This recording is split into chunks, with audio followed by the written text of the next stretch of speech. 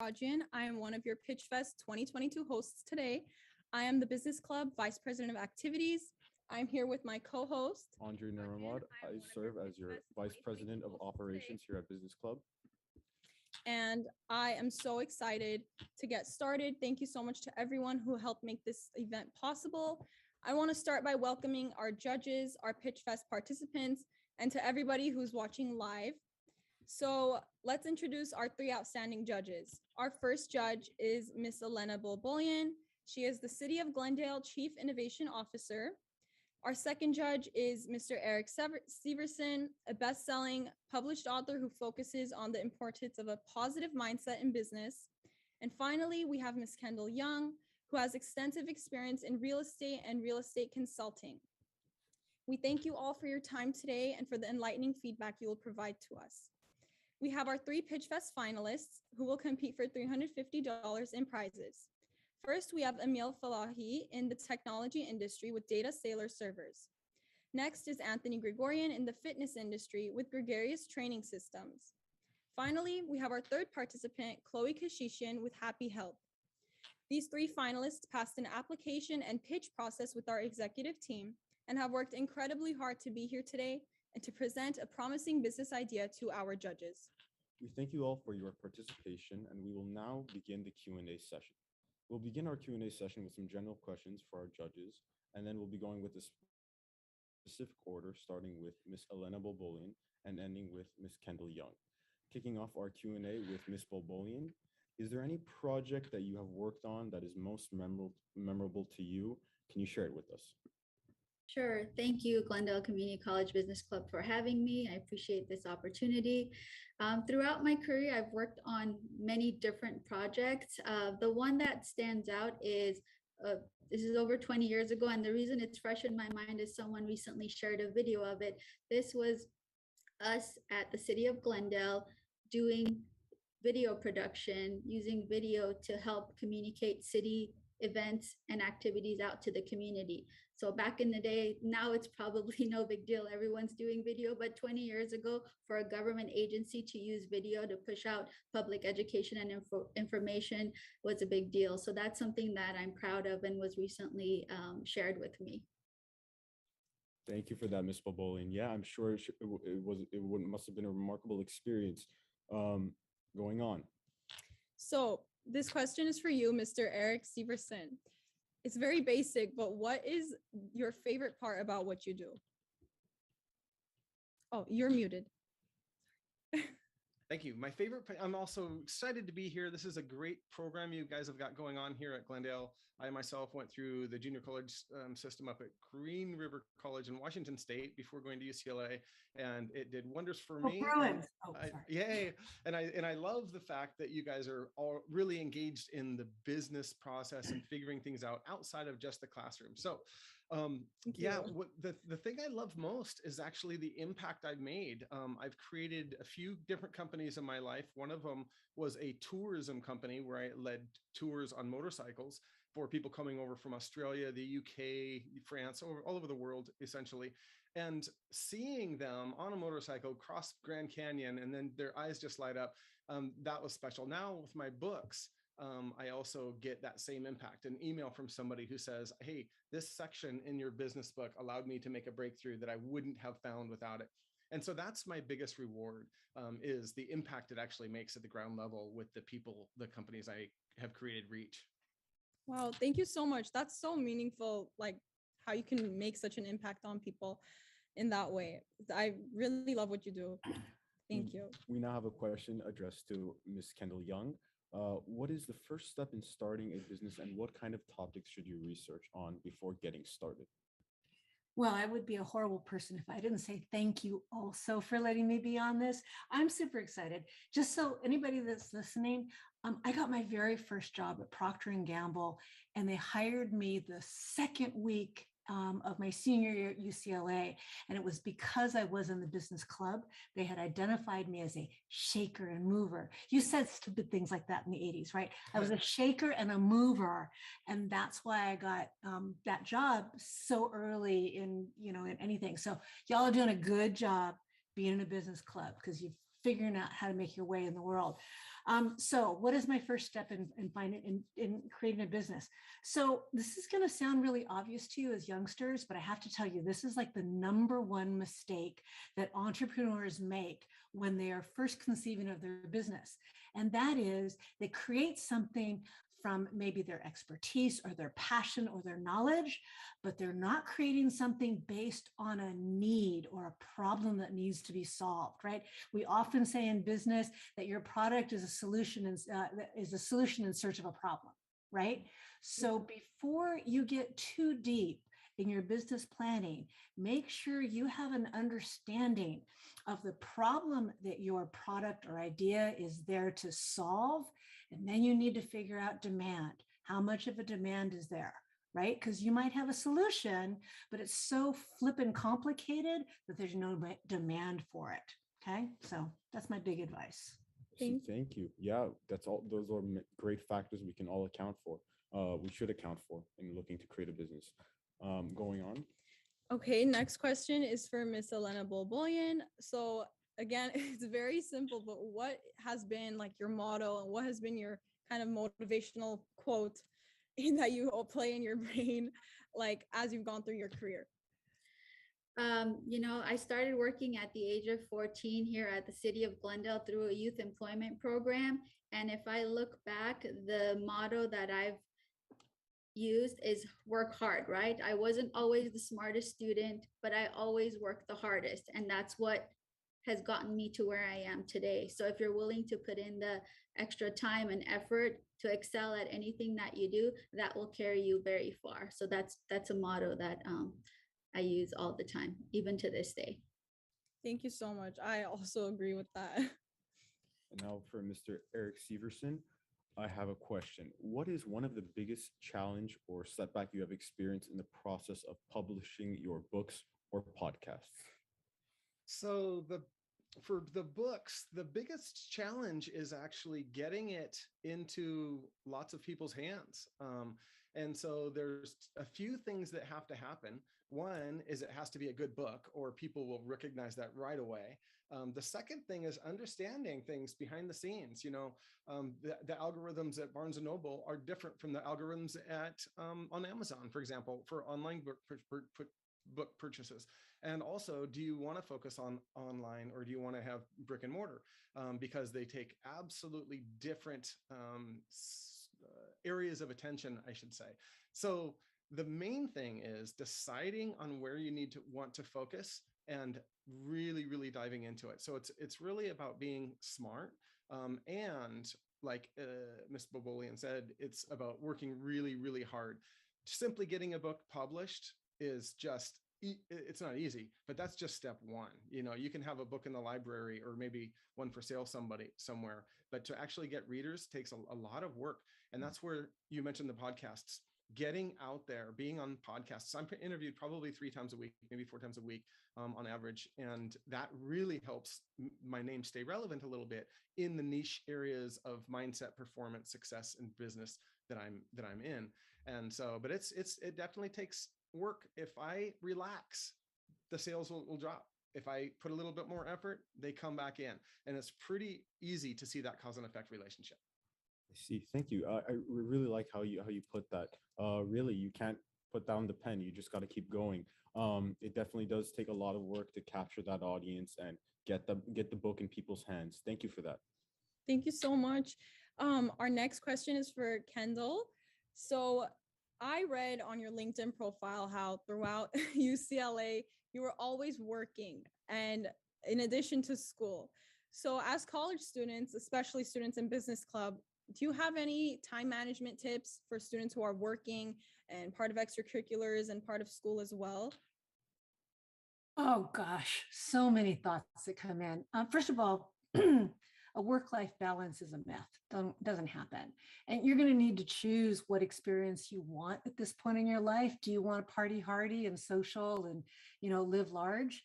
It's a choice. It's not a, good or bad. It's your choice. My choice in college was that I was after life experiences. I just wanted to taste it all. And I don't mean drugs and booze because I can't do either one. So whatever. I had no less than 7 jobs going at any one time, just, with internships and part-time stuff. Some of it was consuming it, some of it was bullshit, but I always had a lot of stuff going on, right? And the only way I graduated, aside from luck, was time blocking. Time blocking. Okay, yeah, no, you all are laughing. True, it was luck. I mean, I was at UCLA. It's not exactly filled with dum-dums. Time blocking. It was sitting on ups. I've always been obsessed with calendars before we had them online. I had them, the Franklin planner, and it was just color coded. I have a little OCD problem. So everything was color coded and labeled and cross-checked because it was the only way I had any hope of showing up at the right class at the right time. And any hope of knowing what paper was due when. And sleep is largely overrated. By the way, you won't get any more sleep when you work than you do now. Sorry. Thank you so much. I'm also a planner. I plan every part of my days, so I'm glad. Don't you just love colored highlighters? It's the best. Oh yes, I love all of it. Colored pens, highlighters, colored planners. It's the best. Now I have digital stickers for my good notes and my iPad, but that's I love that kind of stuff. Whatever floats your boat and keeps you really attached to that calendar, because what gets calendared gets done, what gets measured gets done. Eric is laughing at me, but he's probably in his last 3 books. Didn't you just say that in your last 3 books? Probably. Yep. But it's true, right? So yeah. Yeah, I'm actually laughing with you because I can identify. Thank you. Thank you, judges. I do have a question for Ms. Elena Bobolian. I understand that you are the Chief Innovation Officer at the City of Glendale. As a leader and expert in innovation, how do you inspire creativity within your team? Sure. Thank you for this question. So what I try to do to bring out innovation is to create a safe place, right? You might have heard of psychological safety. I know, Eric, given your performance and mindset work, this is probably something that you're also a champion of. So when you create safe places, you let people shine, right? Because basically psychological safety is people and their team members feeling safe to take risks or be vulnerable. So if I, as an employee, don't have to worry about what I say or how I say it or who I say it in front of, then I can be open and creative, because I know that my input is just as valuable as the person next to me. So that's one way of bringing out creativity and innovation, is to create a safe place. So that's what I've always attempted to do with the teams that I lead. And then also a second way is to break from the regular. So one thing we did last year was we did a vision board exercise. So as a team, we got together and said, what are your goals for next year? We did this in January, and we didn't do it digitally. We got newspapers and magazines and cut things out and stickers and lots of fun stuff. It was a fun activity. It broke from the routine of the work that we do. Plus it gave us something artful to look forward to for the next year. So those are a couple of ways that I help bring out innovation and creativity with the teams that I work with. I see. Thank you. I like how you mentioned safe space, and it's a simple concept, yet it really makes a difference. Thank you for that. Yeah, I also think mindset is so important.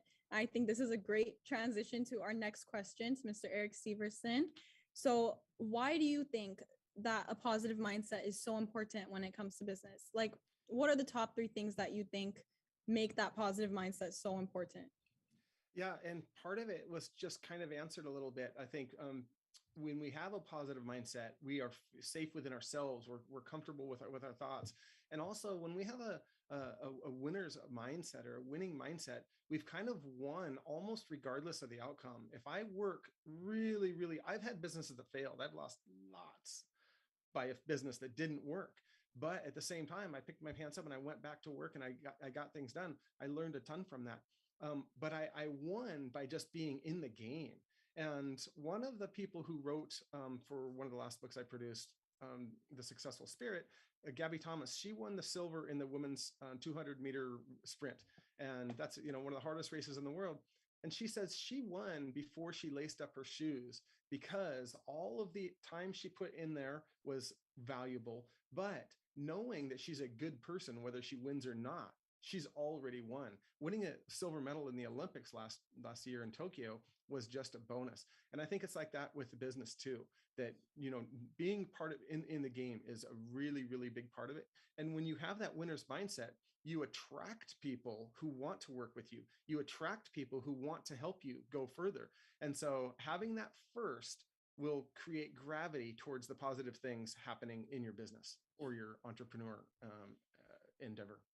Wow, that is so inspiring. Thank you so much. I love everything that you just said. Thank you Yeah, so it was much. really great. You know, just being a good person, you know, Yeah. believing in yourself, believing in others, it attracts great attention. You know, you can achieve great things. Thank you. Uh, for Miss Kendall Young, I have a question. What benefits can a person gain from consulting and mentorship of an experienced individual such as yourself? You know what? We have a lot of unhelpful stories that cycle through our heads constantly. We have all kinds of excuses, reasons why we shouldn't be able to do what we want to do. And then there are all the external forces and voices that are saying, you know what, you wear pink too much, and pink is not a successful color, and you're never going to make it in business, right? An experienced individual is someone who can cut through the unhelpful noises and also point out the things within yourself, the skills, the mindset, the background, the experiences that you've had that maybe you've ignored or discounted. And they help you. I'm going to say a word that I probably shouldn't. Yeah, but you can bleep me later. You know, they just cut through the bullshit. That's really what an experienced person can do. Also, if you pick a mentor who is in the field that you want to excel in, that person is like your Yoda, someone who's been there, done that, made all the mistakes and fallen down on their asses way too many times. Hopefully, they can help you from doing the same. So the mistakes that you make are thoroughly original. Thank you. Thank you. Yeah, because mentorship is vital. It's so beneficial for a business professional, especially a young person, you know, going out into the world, taking a look at yourself, receiving information, direct information that can just benefit you up front quickly. Thank you, Well, thank you for that. Andrew, I do want to add to that. It's not just newer people who need mentors. Mhm. It's no mistake that some of the highest performing athletes in the country and the world in history still have a coach. They still have a mentor. They still have someone to help them get further than where they could by themselves. Of course, of course. Yeah, that makes complete sense. Yeah, Thank you so much. I agree. Just thinking of my own mentors in my own life and how much they've helped me. So next question is for Elena Bolbolian. So since you are Chief Innovation Officer of City of Glendale, if you were to look at a business idea or a business project, what qualities of that idea would make it innovative? What do you define as innovative in a way? So I will go back to some of Kendall's comments, which is, does it solve a problem? Mhm. Right?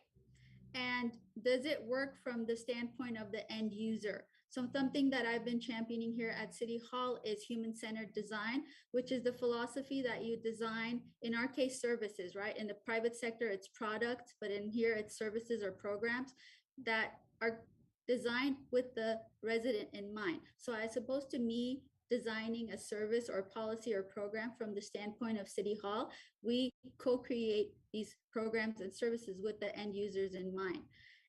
So that's one thing, is to make sure that whoever's going to be the beneficiary or use the service has input early on.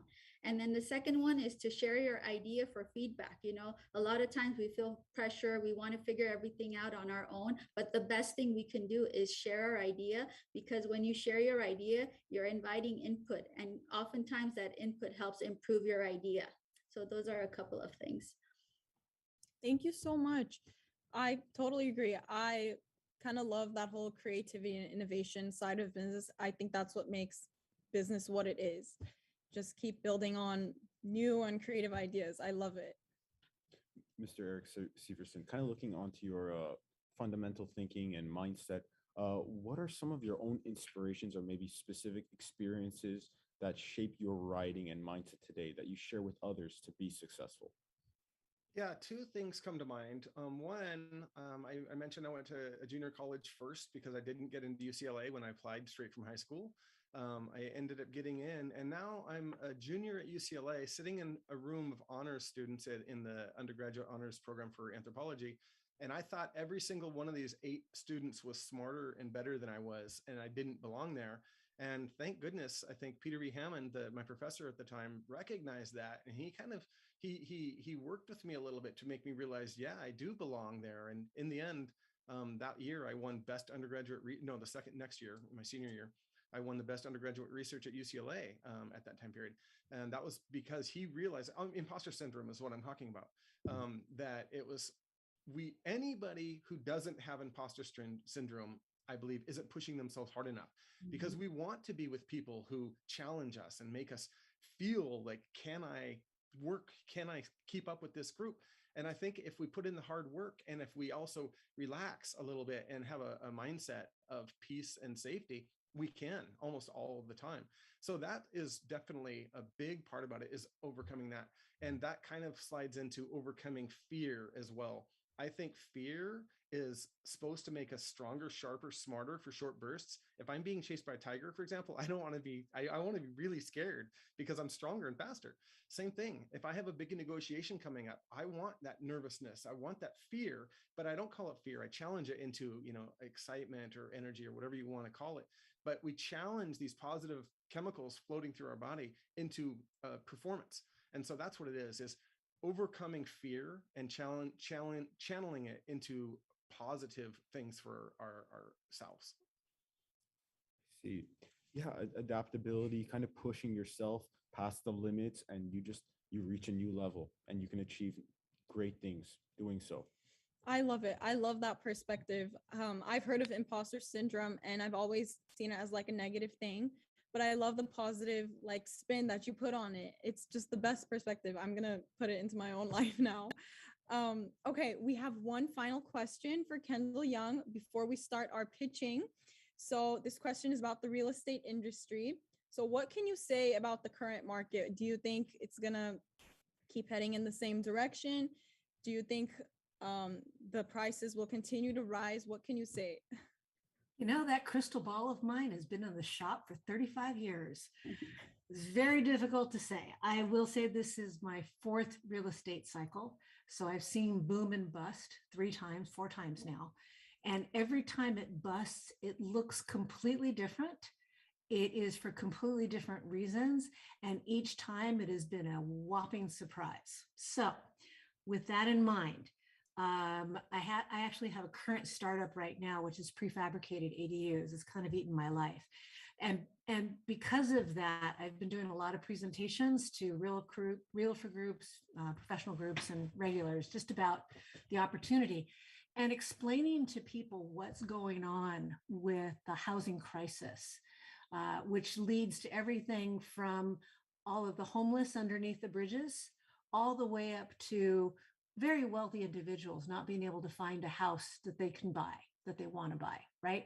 It touches every aspect of our society. When you look at the actual metrics behind it, what caused it, there is no quick and easy fix. There's no quick fix, period. Forget about easy. It's going to take us many, many years to figure out how we're going to create enough housing for the people who need it. COVID just exacerbated it because think about it. There were all these people who were stuck inside with their family members, and some of them decided they didn't like them. And so where there was one household, there's now 2 because they divorced and they moved out. So we are continuing to increase our housing demand. Our number of housing units being built is laughably small. Everybody said, oh my God, all of those apartment buildings, luxury apartment buildings they built in downtown Glendale, 4,200 units they added in something like 4 or 5 years. Thank you, Lance and Fame. And everybody said, oh, they're going to be vacant because nobody is going to pay that price. And nobody wants to live it, right? We have like almost a 0 vacancy rate at this point. It didn't take very long. So if I take that into account, it is very likely for prices to go down. What will happen is affordability will become so ridiculously difficult that things will stall out. and there will be more choices on the market. But prices going down, I just, for the fourth time in my career, I'm going to say it again. I can't see how that'll happen. I see. Yeah, thank you. You just brought up a lot of great points. I know, every cycle is different. That makes a lot of sense. In the pandemic, a lot of things changed. Demand is higher, and we just have to see where things go now. But thank you for that. Thank you so much. And thank you to all our judges for providing more insight into your life and your careers and all the positive things that you had to say. Now we can officially start our pitching. So we have our first presenter, Emil Falahi. He is presenting Data Sailor servers, and you have 5 minutes to pitch, Emil. Whenever you're ready, share your screen, and judges will provide you the best feedback that they can after. Okay.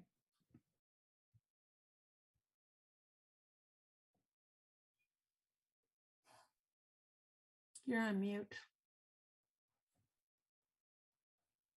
All right. Hello, everybody. My name is Emil Falahi. And first of all, I just want to say thank you for having me for this presentation. I'm so glad I'm here. I could share these ideas with you all. So this is my Pitchfest. This is my company idea called Data Sailor Servers. And before we begin, I want to bring up a question. And that question is, how many of y'all know what computer servers are? How many of y'all know what they do? What is the purpose? Kendall, Mr. Severson. So this presentation is just about that. We are answering that question for those who are unsure about what servers are for. This is where the company comes in and fills and demystifies it. Okay, so what is Data Sailor Servers? What does the company do? Well, our company is a server company that makes custom-built servers for private clients, businesses, offices, and school use, such as in the IT servers for colleges and universities. We specialize specifically in the technology sector, and we seek to be at the forefront of server technology. We want to be right when the changes occur in technology, we want to be right there, just expanding and upgrading our entire company to meet the demands. Now, some questions do arise, such as consumer problems and a target audience. Mainly what we're noticing lately is that there's a lot of e-waste in computer parts or cell phones. For example, Apple phones, there's a lot of issues regarding sustainability and e-waste. They're not letting phone users open up their phones and fix screens. There's a lot of very redundant and obsolete technology that's being used to prevent people from increasing the longevity of their cell phone or their technology that they have, such as laptops. And so our company is focused on making custom servers with an emphasis on having little to no e-waste, using sustainable technologies. So we repair components such as the graphics card, the CPU, which is the brain of the server. We don't simply toss it out. That is just a last resort. We do our best to repair these units to basically bring them back to life instead of putting in a new one. And our target audience are offices, universities, private clients, if you want them for home use. And we're doing this because we want to solve the issue of, we want to demystify what servers are. We want to have consumers know what they're getting themselves into, why this is so important. We want to make our technology accessible to everyone. Now, promotion of the company. We're going to promote the company to many conventions, such as Consumer Electronics Expo and Techspo in LA. We want to have advertisements on tech websites like PC Magazine, which is very popular among computer enthusiasts, and Tech Radar. With these advertisements, we can gain a lot more traction, and people can visit our website and learn a lot more about what we do. We also want to seek sponsorships from famous YouTube tech channels like Linus Tech Tips and Austin Evans, who have made videos in the past about server technology and home servers. And I think that having them as our sponsor is a very good idea to just spreading the message about our company. And we're following a philosophy of form and function for our company. We want to stand out from the competition by having unique designs. The sky's the limit, or imagination is the limit, basically, for servers. Any request that customers would like, we'll do our best to meet those satisfactions or inquiries. And the most important part, of course, is we have to find a way to raise capital and funds.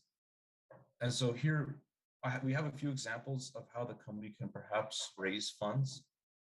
One of the methods that's come to mind is GoFundMe or Kickstarter or Indiegogo. These campaigns are crowdfunding where we present our ideas and we have a video that showcases what we do. And this is a good way to raise money and long-term profitability, having a lot of people to back us up who support the cause. Another idea is incubator funding programs such as Y Combinator. Y Combinator is, 500 Startups. They're funding programs where we present our idea through a sort of contest and see if we can receive cash upfront funding. And this gains opportunities for networking. And there's the last method is preferred stock, which lets us have shareholders take control of the finances, but everything else come to decisions they leave up to us. And these are some custom servers that we do make. As you can see, home use, private use, school use, office use. And that's it. Thank you so much. Thank you so much, Emil. Thank you. You did a great job. Let's pass it on to Ms. Elena Bolbolian for our first feedback session. Okay, so I think overall you did a good job. I like the use of pictures, and I really liked your slides on promotion and raising capital. In terms of what you could do better is what I felt was missing was storytelling from your, so you covered all the things that you have to cover, right? From a business standpoint, I have to talk about capital, I have to talk about what problem I'm solving and all that. So you did all the right things. It's just, if you had said it in a storytelling way, it would have just resonated better. So that's my tip to you is same content, just change it around and tell a story. What problem are you solving? And remember what I said earlier about the end user. So if you're truly about repairing components and not tossing them out, keep that in mind and how it relates to your end user. But overall, I think you did a great job. Thank you. Thank you so much. Okay, Eric, you can go ahead. And yeah, Emil, great presentation. I can see why you're here. Really nice to see. I do have a few things. One is for the slides for me. It was too much writing. While you were talking, I found myself reading your slides. So I think it's a little more effective and a little bit more work to have very few notes on the slide, words. Steve Jobs is famous for this, having one word or no word slides. But then of course you have to have everything logged up here because you need to, you can't miss anything. Similarly to what Elena said, I think the story would have helped for me. I think that the target audience was way too big. I would really start with what is your niche? Where can you make the biggest impact and then grow from there? Because it's really, really hard to attack so many different fronts at the same time. And also, similarly, what problem do you solve? Why you asked us if we knew what servers were, and I think we all did, but what makes your servers different from all the servers we thought about when we raised our hands that we know what a server is? And that could have been explained a little bit better and maybe part in the storytelling. And I like also that you do have your differences, recycled parts and things that could be part of the story. So all in all, I really enjoyed watching this. Sharing your why, the company why, would have really helped. The ultimate core reason that you want to get into this space. But so those are my constructive criticisms about the too many things and things. But overall, I really enjoyed it. Thank you. Thank you so much. I appreciate it. Go ahead, Kendall. Okay, so yeah, Awesome job. Can I just stipulate to all the positive things everybody else said? My challenge was not just the audience being really wide. Like Eric, I more or less know what a server is. I mean, I own part of a freaking CRM company, so I should know. I wasn't able to match my picture of servers because we use AWS servers, so they're freaking ginormous, with your audience. Yeah. So I have a slightly different take on exactly what Eric said.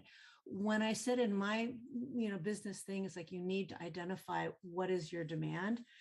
I didn't know that you really clarified for me what the problem was. What problem does this audience actually have? Why would they be looking for a server to begin with? What's missing? Is it too expensive, too big, too complicated, too like whatever? I don't even know, right? But the other one, it goes part and parcel. It's like, okay, so what's the demand? Because if you're pitching me, you want my money. I want to know, can you sell these things, right? So if you were to say the problem is the servers that exist in the market today are too expensive for this audience, and my product is not only priced to serve that problem, but it also has the added benefit of sustainability, so they're not going to have to buy a whole new server, in a year. Now you got my attention. I'm like, okay, Shark Tank time, let's go. Okay, so that was, I think, the biggest thing. I think Elena talking about storytelling is really, really big. You marry that with what Eric said about what's your why. I would like a 5-sentence story about why I should care that you're solving this problem to begin with. I'm a nerd. I've always been a nerd. I've been building computers since I was knee-high to a grasshopper. This is my jam. It's my thing. It's what I do. I do it better than anybody else. I'd be all in. So, and all the good stuff they said. Yes, you're lovely, and you got great hair. Thank you. I did have a lot of information regarding the why, the cause, the reason why this company exists or this idea exists, but I don't think I probably did not include it in the slides, or it wasn't in my information. But thank you for the feedback. I really appreciate it. Remember what Simon Sinek says: no one cares what you're selling; they want to care why you're selling it. Thank you. Great. So now we're moving on with our next pitcher, Anthony Gregorian, an expert and who has a credible background in the fitness industry and is pitching his business idea, Gregarious Training Systems. Anthony, you have 5 minutes on the clock. You can share your screen and start whenever ready.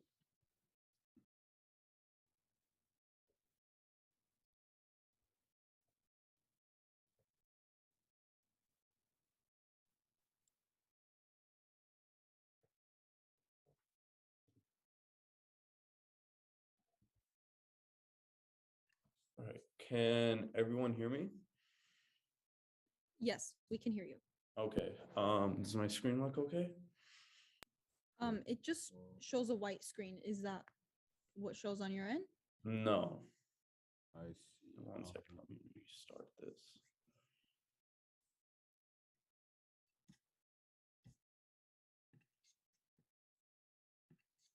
Do you see my screen now? Yes, it's perfect. You see the slideshow? Yes. All right. So, hello, everyone. My name is Anthony Gregorian. I'm from Granada Hills, California. I'm a 19-year-old personal trainer that works at a local LA Fitness, and I'm also a full-time student at GCC. So, what is a personal trainer? A personal trainer is someone who helps others reach their fitness goals through the means of diet, exercise, and educating them. And what is my target audience as a personal trainer? I want to help adults and teenagers get strong and reach their dream physique. And there's a big issue with this. And the issue is that you can only train so many people. The scope of personal training is only so big. So how do we make the scope bigger? How do we help more people? We create a platform where services like training, coaching, workout programs are available on a website. So here is the homepage of my website. where people can go and access my services. And you would find a lot of services on the services page. So what would you find?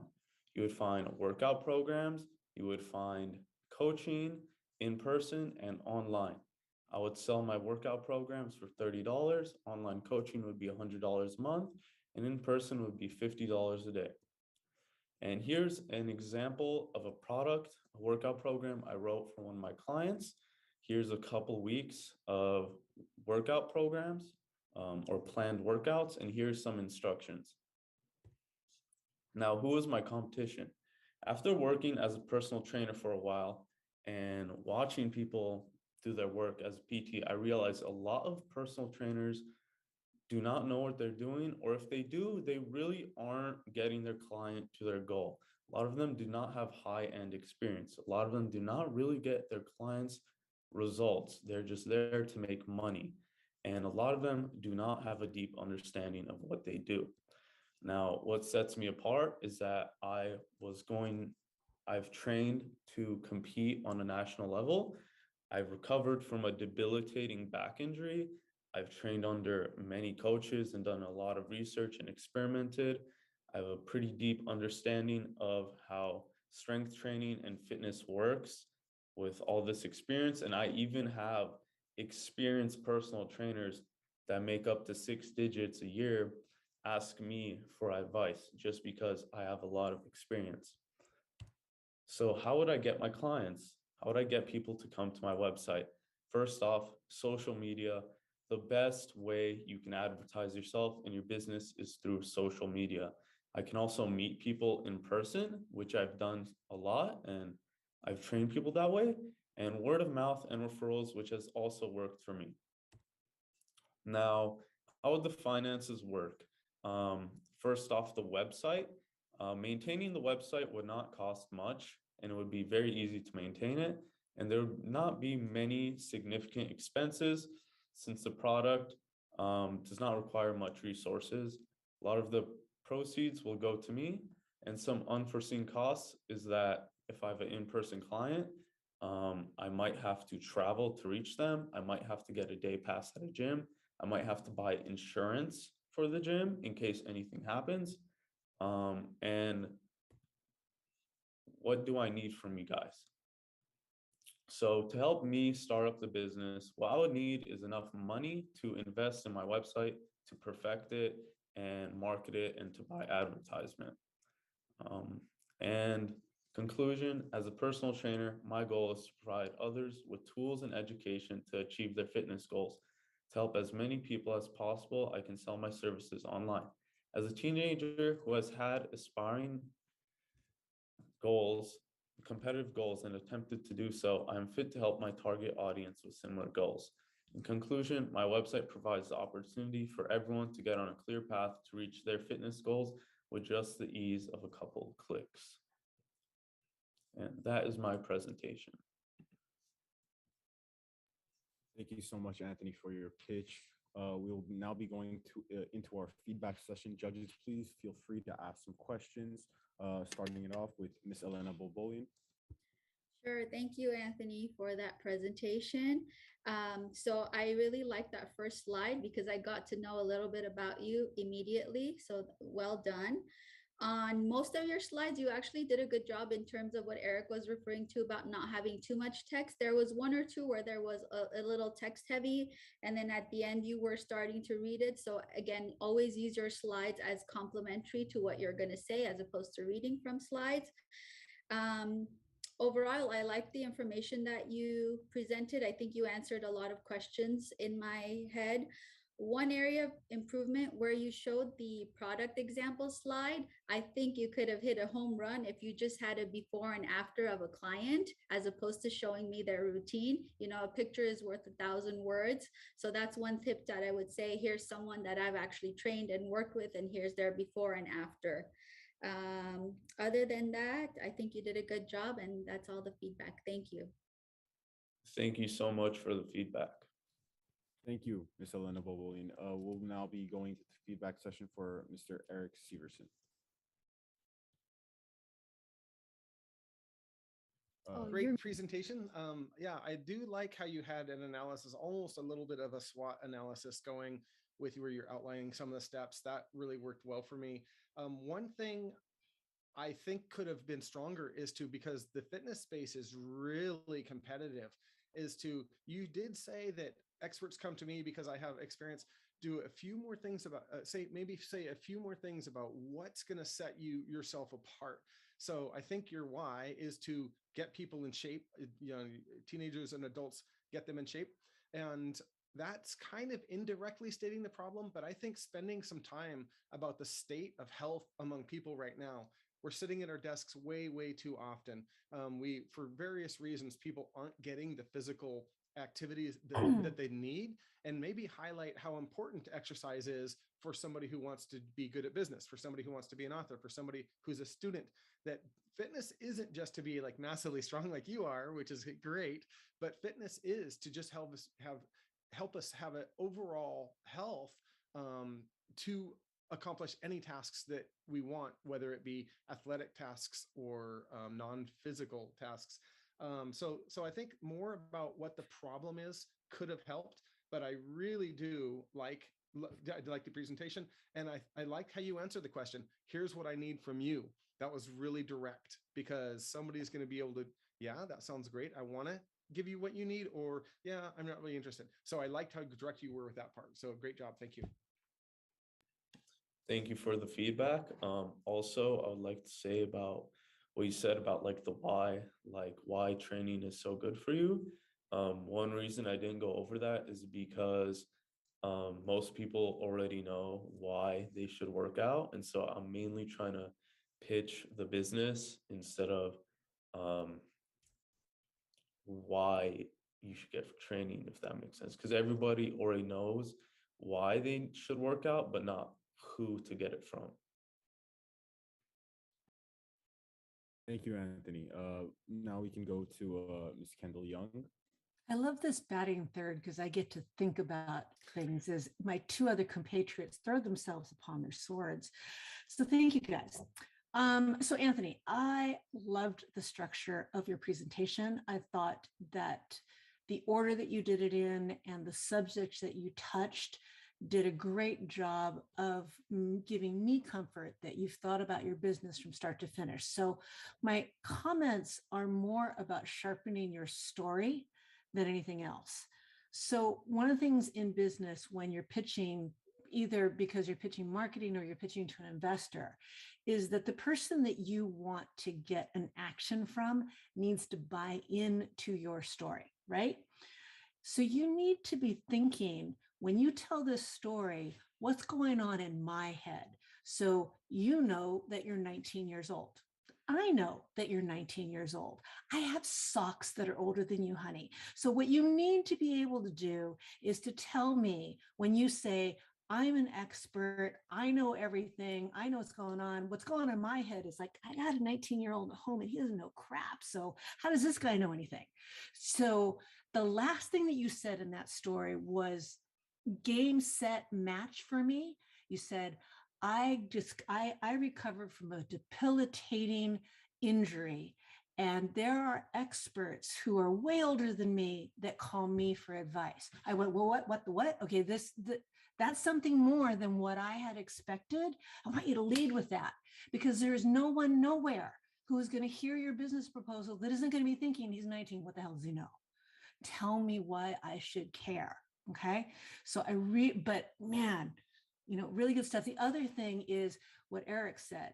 This is a Mondo super. I mean, I probably have 20 personal trainers in just my client stable alone.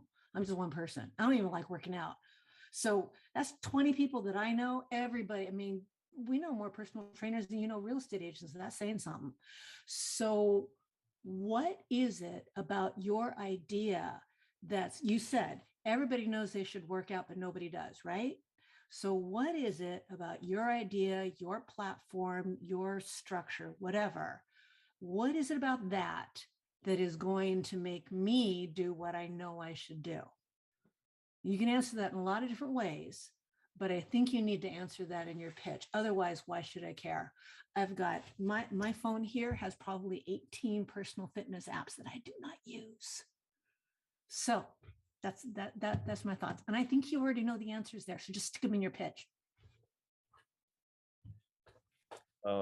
Yeah, there's a lot of things you guys are saying that are right. And about the competition, there is a very big market, and that's one of the things that's really challenging, is to make yourself kind of stand out, which is why I stated that I've also trained to compete on a national level in the sport of powerlifting on top of the back injury. And that's one of the things I wanted to put that to make me stand out.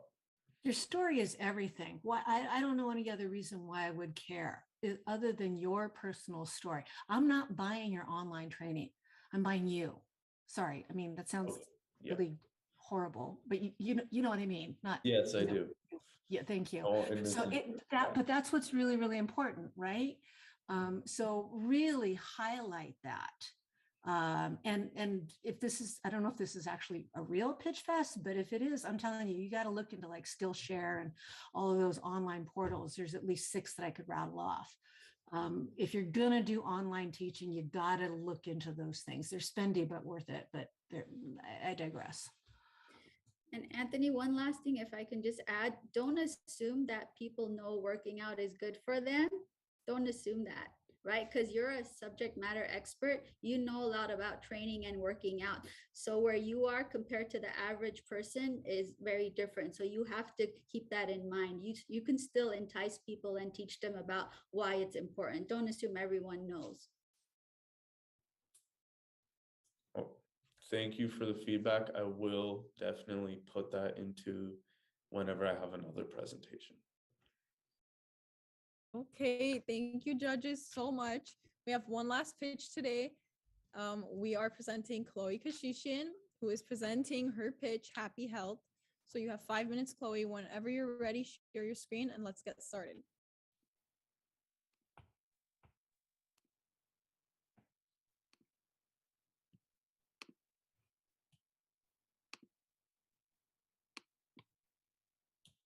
Is my screen visible? Yes, it's perfect. Okay. So hello, judges. My name is Chloe Kashishian, and I am going to be providing a presentation on Happy Health. Happy Health is a app/website which provides users with the ability to rate and review local healthcare professionals. After a review or rating has been left, users gain access to the app's secure document scanning feature. And these documents consist of blood tests, allergy tests, any sort of lab work, which can be translated into a legible and easy to understand format.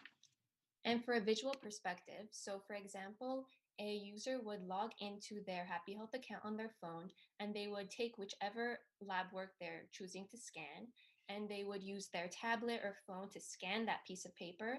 And after the app has processed this information, a page like this would pop up, showing all the different amounts and whether everything is normal or outside of the normal range, as you can see, in a color-coded and modern legible format. And if anything seems abnormal, there would be a personalized pop-up where they can read more about what further steps they should take regarding their results. So some consumer problem that is addressed. So basically finding a trusted healthcare professional can be an extremely difficult task, especially in an emergency situation.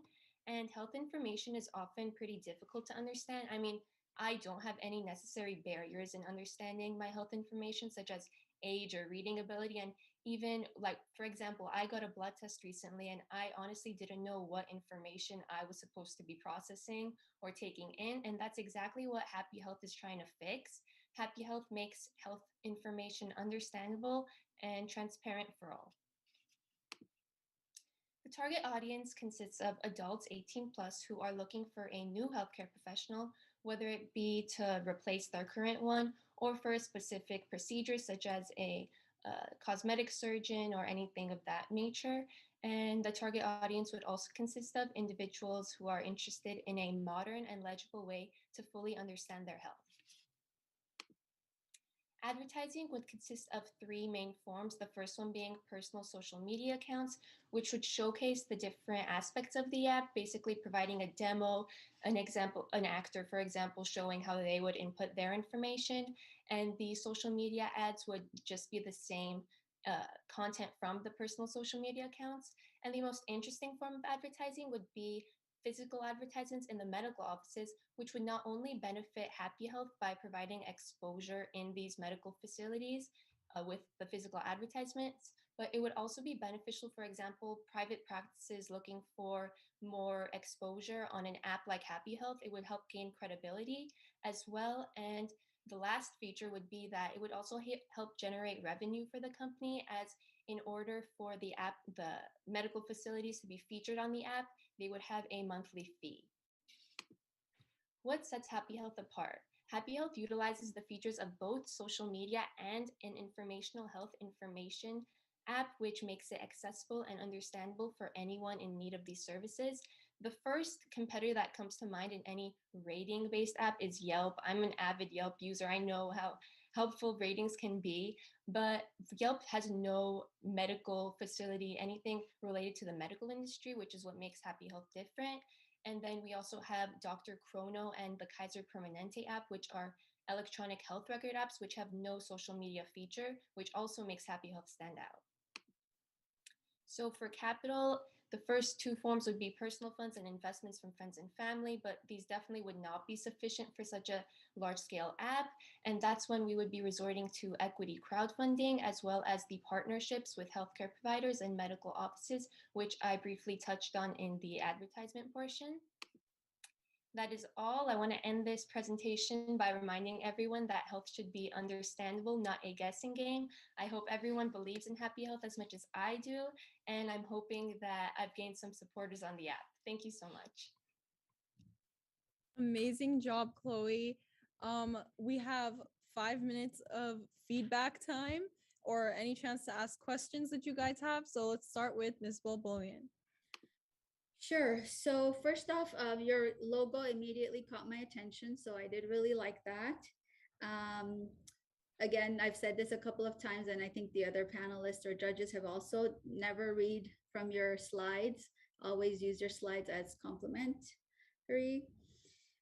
So I was a little confused because I think what setting your solution apart was initially I thought it was blood work and the color coding, which I've done blood work at Quest, and you're right, it is kind of hard to decipher. So I thought your color coding example, I thought that's what it was. And then it wasn't until later on towards the end of your presentation where you talked about your competition being Yelp. So I was a little bit confused. It might just be me. Maybe once the other panelists or judges speak, they can clarify. So I was a little confused about what you were solving or what you were offering, but I did like your solution of making things easier for folks to understand, right? We're not medical experts, so helping demystify it, that's a good thing. I was also confused because when you talked about your target audience, you said people looking for new doctors. So if the blood work example is a good one, I don't necessarily have to go to a new doctor. If your app can help me just even stay within my doctor, but help me better understand or interpret my results. So I was a little confused there.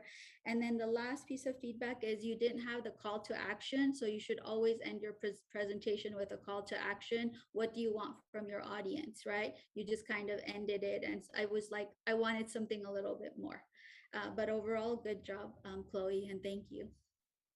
Thank you. And if I can explain a little bit about the confusion. Sure. So basically the app starts off as, and you would go on the app to discover new healthcare facilities. And once you've made an appointment at that facility that is available on the app, that's when you'd receive any sort of the lab work from the area that you've discovered from Happy Health. That's when you'd be able to use the scanning feature. So it's kind of a two-step process. So it's solving both issues of finding a provider and also translating the information that you would get from the provider.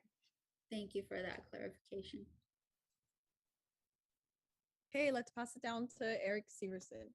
Okay, so congratulations for being here, Chloe. That was great. It is kind of funny. Also, I didn't know exactly where it was going from the start. I say, what's your why all the time. It's so funny. This time I almost saying, what's your what? Because it took me a minute to figure out what it was exactly. So having that right at the start would really help.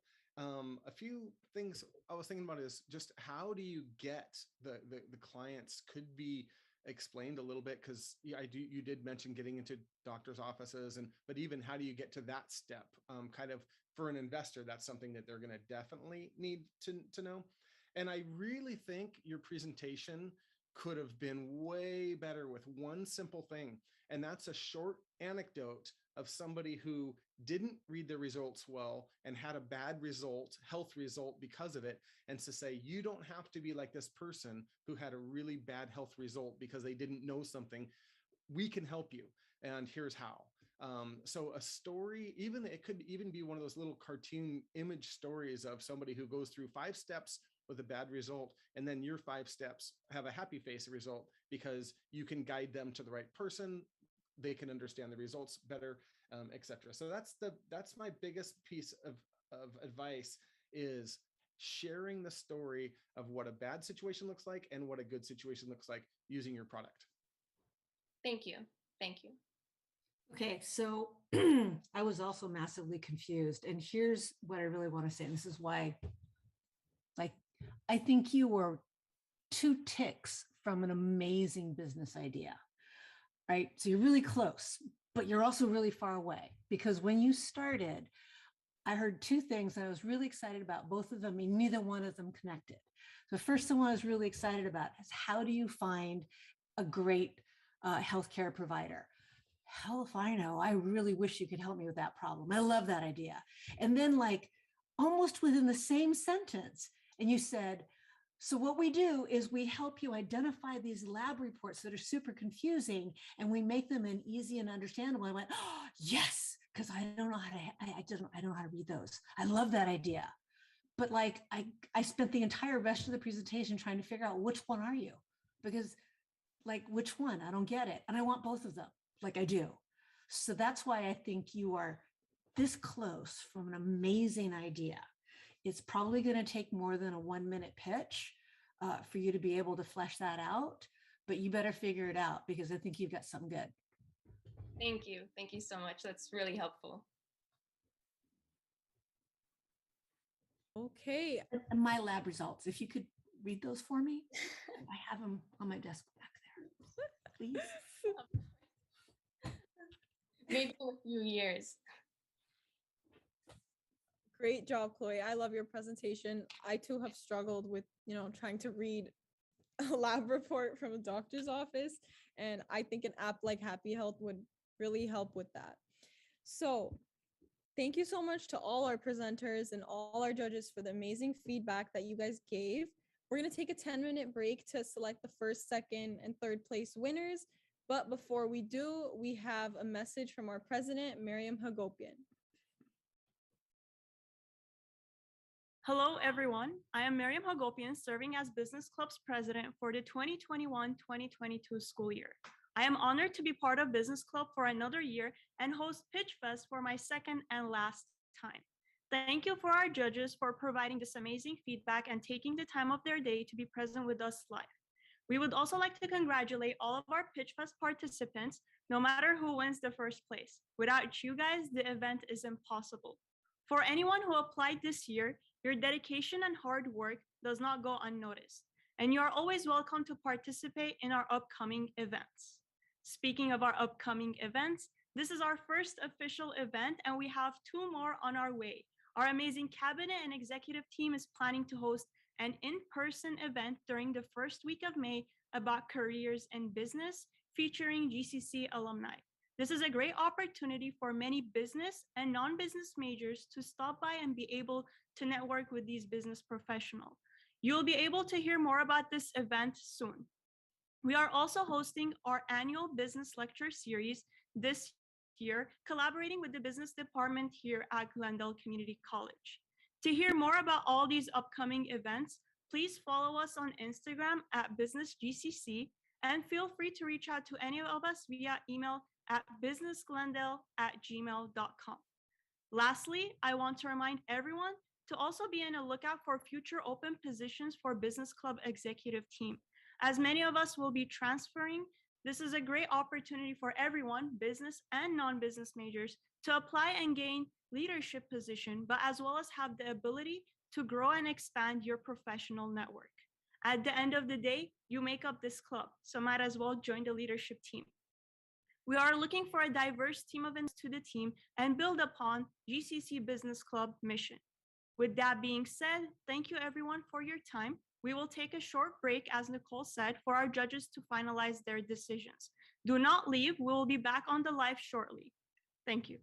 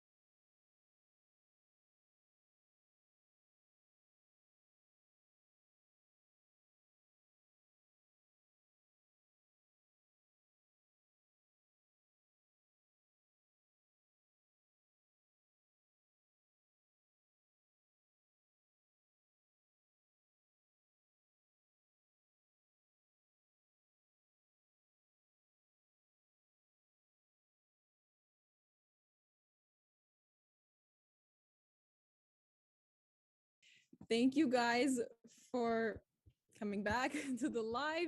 We have our first, second, and third place winners. So in third place, we have Emil Falahi. You have won the prize of $50. In second place, we have Chloe Kashishian. Your prize is $100. And in first place, we have Anthony Gregorian. You win the $200 prize. Great job to all our presenters, our judges. Just if you're curious, we judged based off of the pitch itself and if the idea was sold to us, as well as another smaller portion, which is like the creativity and innovation behind the pitch. But great job to all of you. I seriously loved all of your pitches, and I'm just really excited to see where you can take it next. They were great business ideas, and it can go really far in the future with time and dedication. And I just want to kind of applaud you for your courage to come on here and share your idea. I think that's so special to you.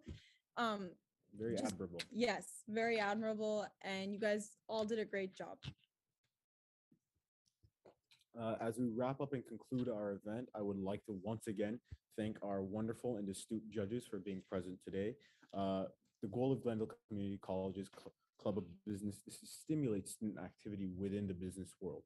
As mentors, guides, and experienced professionals, you have helped support that mission and have done us a great honor and service by being here today. On behalf of Glendale Community College Business Club and our student community, we thank Ms. Elena Bobolian, Mr. Eric Severson, and Ms. Kendall Young. Finally, we would like to thank all our cabinet members and our club advisors, Professor Rafael Cardona and Professor Sofia Poseidon. It is because of all your collective support that we are able to bring this event to you all. Thank you to our participants for their wonderful pitches. Once again, thank you everyone, and we will see you at our next event. Thank you. Thank you. Thank you. Thank you so much.